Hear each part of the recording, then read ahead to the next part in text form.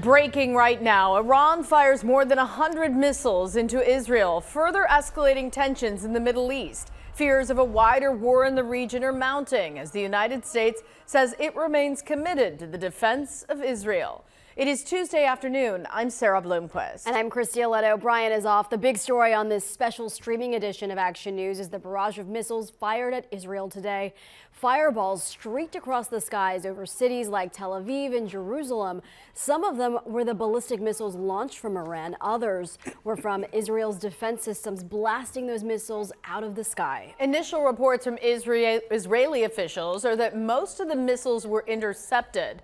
There are no initial reports of casualties. ABC's Christian Cordero is in Washington with more on how the world is responding.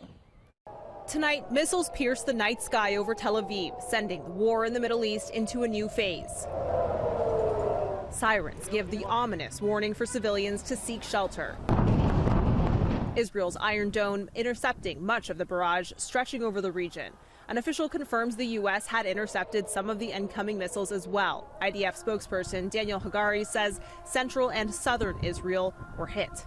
Iran is trying to clearly send a message after its main proxy, Hezbollah in Lebanon, has been nearly decimated by Israel's attacks over the past couple of weeks. Iran takes responsibility for the attack. The Islamic Revolutionary Guard says they focused on security and military targets. And just moments before the attack was a shooting in Tel Aviv that killed at least 6 people, 7 others injured, according to Israeli police, which suspects it was a terrorist attack.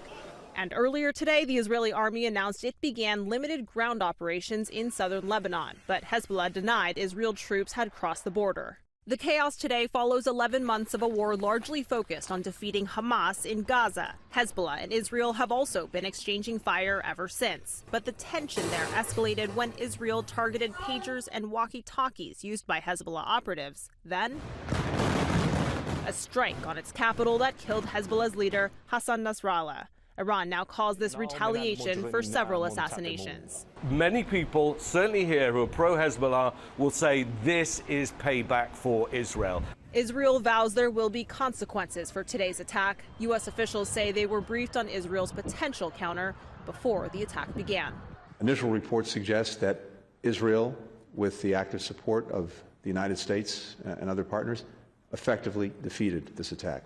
U.S. officials say they're working with the IDF to assess the full impact of the attack, echoing Israel's promise that this will have consequences, but did not elaborate on what that means. In Washington, Christian Cordero, Channel 6 Action News.